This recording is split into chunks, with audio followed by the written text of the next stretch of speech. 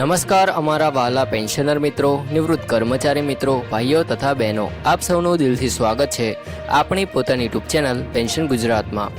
મિત્રો, આજના આ મહત્વપૂર્ણ વિડીયોમાં આપણે વાત કરવા જઈ રહ્યા છીએ કેન્દ્ર સરકારના પેન્શનરો અને સરકારી કર્મચારીઓ માટે મોંઘવારી ભથ્થું એટલે કે ડીએ અને મોંઘવારી રાહત એટલે કે ડીઆર તેમજ 8મા પગાર પંચને લઈને સામે આવેલી નવી અને મહત્વપૂર્ણ માહિતી વિશે। જો તમે કેન્દ્ર સરકારના પેન્શનર છો, રાજ્ય સરકારના નિવૃત્ત કર્મચારી છો અથવા ટૂંક સમયમાં નિવૃત્ત થવાના છો તો આજનો આ વિડીયો તમારા માટે ખૂબ જ ઉપયોગી સાબિત થવાનો છે। તેથી વિડીયોને અંત સુધી જરૂરથી જોતા રહેજો, જેથી એક પણ મહત્વની માહિતી તમારા હાથમાંથી છૂટી ન જાય। તો મિત્રો, સૌપ્રથમ આપણે વાત કરીએ મોંઘવારી ભથ્થા વિશે। મિત્રો, જેમ તમે જાણો છો તેમ કેન્દ્ર સરકારના દર વર્ષે 2 વખત એટલે કે જાન્યુઆરી અને જુલાઈના સમયગાળા માટે ડીએ અને ડીઆરમાં સુધારો જાહેર કરતી હોય છે।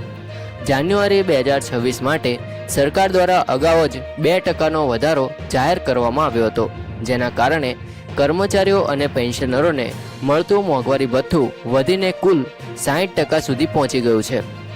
હવે તમામ કર્મચારીઓ અને લાખો પેન્શનરોની નજર આગામી જુલાઈના ડીએ વધારા પર છે। વિવિધ કર્મચારી સંગઠનો અને નિષ્ણાંતોનું માનવું છે કે સપ્ટેમ્બર મહિનામાં સરકાર આગામી ડીએ અને ડીઆર વધારાની જાહેરાત કરી શકે છે। હવે મિત્રો, આપણે વાત કરીએ 8મા પગાર પંચ વિશે। તો 15 જૂન 2026 સુધી 8મા પગાર પંચે સરકારી કર્મચારીઓ, અધિકારીઓ, પેન્શનરો અને વિવિધ સંગઠનો પાસેથી સૂચનો અને રજૂઆતો મંગાવી હતી। હવે આ પ્રક્રિયા પૂર્ણ થઈ ગઈ છે, એટલે કે હવે કમિશન પાસે વિવિધ વિભાગોમાંથી મળેલા મેમોરેન્ડમ અને સૂચનાઓનું વિશ્લેષણ કરવાની જવાબદારી છે। આ એક મહત્વપૂર્ણ તબક્કો છે, કારણ કે હવે આગળના મહિનાઓમાં કમિશન કર્મચારીઓના પગાર, પેન્શન અને અન્ય ભથ્થાઓ અંગે પોતાની ભલામણો રજૂ અને તૈયાર કરશે। મિત્રો, ઘણા લોકોના મનમાં પ્રશ્ન હોય છે કે આખરે ડીએ કેવી રીતે નક્કી થાય છે। તો તેમને સરળ ભાષામાં સમજાવીએ કે સરકાર મોંઘવારી ભથ્થાની ગણતરી માટે AICPI એટલે કે ઓલ ઇન્ડિયા કન્ઝ્યુમર પ્રાઇસ ઇન્ડેક્સના આંકડાઓનો ઉપયોગ કરે છે। આ સૂચકાંક દેશભરમાં વધતી મોંઘવારી દર્શાવે છે। એપ્રિલ 2026 દરમિયાન આ ઇન્ડેક્સમાં વધારો નોંધાયો હતો, પરંતુ માત્ર 1 મહિનાના આંકડાથી નિર્ણય લેવાતો નથી।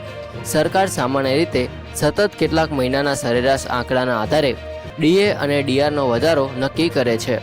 એટલે જ જુલાઈથી ડિસેમ્બર સમયગાળાના ડીએ માટે હજુ પણ આગામી મહિનાના આંકડાઓ ખૂબ જ મહત્વના રહેશે।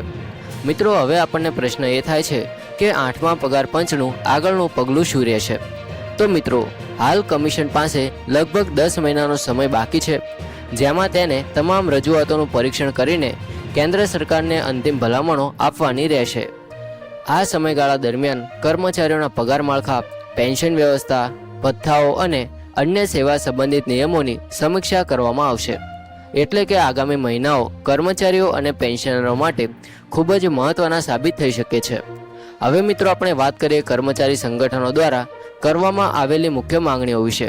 તો સૌપ્રથમ માંગ છે કે નવા પગાર પંચમાં ફિટમેન્ટ ફેક્ટરનો ઉપયોગ વધારો કરવામાં આવે, જેથી મૂળ પગારમાં નોંધપાત્ર વધારો થાય। બીજી મહત્વપૂર્ણ માંગણી એ છે કે લઘુત્તમ મૂળભૂત પગારને હાલની સ્થિતિ કરતાં ઘણો વધુ કરવામાં આવે, જેથી વધતી મોંઘવારી સામે કર્મચારીઓને રાહત મળી શકે। ત્રીજી મહત્વપૂર્ણ માંગણી જૂની પેન્શન યોજના એટલે કે ઓપીએસ અંગે કરવામાં આવી છે। ઘણા કર્મચારી સંગઠનો હજુ પણ ઓપીએસ પુનઃસ્થાપિત કરવાની માંગ કરી રહ્યા છે, જ્યારે કેટલાક સંગઠનો એનપીએસ, યુપીએસ યોજનામાં વધુ સુધારા કરવાની માંગ પણ કરી રહ્યા છે। તે સિવાય કર્મચારીઓએ એચઆરએ, રિસ્ક એલાઉન્સ, બોનસ, રજાના નિયમો અને અન્ય સેવા સંબંધિત ભથ્થાઓમાં પણ સુધારો કરવાની માંગ કરી છે। અનેક સંગઠનોનું કહેવું છે કે માત્ર પગાર વધારો પૂરતો નથી, પરંતુ સમગ્ર સેવા માળખામાં સમયાનુકૂળ ફેરફાર થવો જોઈએ, જેથી કર્મચારીઓ અને નિવૃત્ત પેન્શનરો બંનેને લાંબા ગાળાનો લાભ મળી શકે।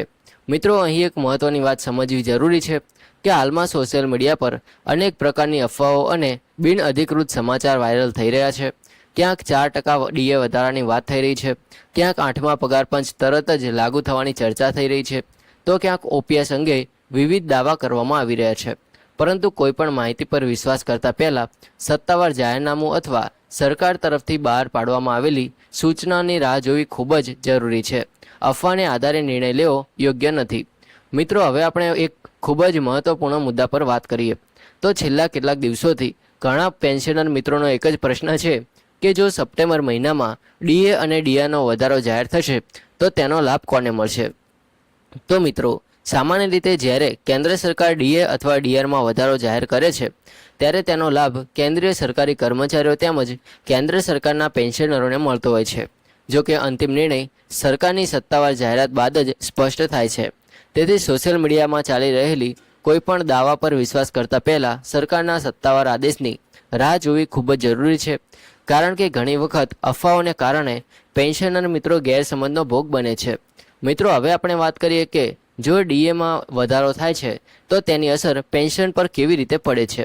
તો મોંઘવારી રાહત એટલે કે ડીઆર સીધી રીતે પેન્શનની રકમ સાથે જોડાયેલી હોય છે। જ્યારે સરકાર ડીઆરમાં વધારો કરે છે ત્યારે પાત્ર પેન્શનરોને દર મહિને મળતી પેન્શનની કુલ રકમમાં વધારો જોવા મળે છે। આ ઉપરાંત જો જાહેરાત પાછલી તારીખથી લાગુ કરવામાં આવે તો કેટલાક કિસ્સાઓમાં એરર્સ મળવાની શક્યતા પણ રહેતી હોય છે, પરંતુ એરર્સ મળશે કે નહીં અને કઈ તારીખથી લાભ મળશે તે અંગેનો અંતિમ નિર્ણય સરકારના જાહેરનામા પર આધારિત રહે છે। હવે મિત્રો વાત કરીએ 8મા પગાર પંચના આગામી સંભવિત રોડમેપ વિશે। તો હાલ કમિશન વિવિધ કર્મચારી સંગઠનો, પેન્શનર એસોસિએશનો અને સરકારી વિભાગોમાંથી મળેલા તમામ સૂચનોનું વિશ્લેષણ કરી રહ્યું છે। ત્યારબાદ વિવિધ મંત્રાલયો સાથે ચર્ચા થશે અને ત્યાર પછી ભલામણોનો ડ્રાફ્ટ તૈયાર કરવામાં આવશે। એટલે હજુ પણ પ્રક્રિયાના ઘણા મહત્વપૂર્ણ તબક્કા બાકી છે। તેથી કોઈપણ તારીખ અથવા ફિટમેન્ટ ફેક્ટર અંગે સોશિયલ મીડિયા પર ચાલી રહેલા દાવાઓને સત્તાવાર માહિતી તરીકે સ્વીકારવી યોગ્ય નથી। મિત્રો આગામી 2-3 મહિના પેન્શનરો અને સરકારી કર્મચારીઓ માટે ખૂબ જ મહત્વપૂર્ણ સાબિત થઈ શકે છે। એક તરફ મોંઘવારી ભથ્થા અંગેની જાહેરાતની અપેક્ષા છે તો બીજી તરફ 8મા પગાર પંચની કામગીરી પણ સતત વધી રહી છે। તેથી જે પણ નવી અને સત્તાવાર માહિતી સામે આવશે તે તમને સૌથી પહેલાં અને સરળ ભાષામાં પહોંચાડવાનો અમારો સતત પ્રયાસ રહેશે। મિત્રો જો તમે પણ પેન્શન, ઈપીએફઓ, ડીએ, ડીઆર, 8મું પગાર પંચ, OPS, UPS, family pension, computation, PPO અને નિવૃત્ત કર્મચારીઓના અધિકારો અંગે રોજ નવી અને વિશ્વસનીય માહિતી મેળવવા માંગતા હોય તો આપણી પેન્શન ગુજરાત ચેનલ સાથે જોડાયેલા રહેજો। અહીં અમે કોઈ અફવા નહીં પરંતુ શક્ય હોય ત્યાં સુધી સત્તાવાર માહિતી અને વિશ્વસનીય સ્ત્રોતોના આધારે જ સમાચાર આપવાનો પ્રયાસ કરીએ છીએ।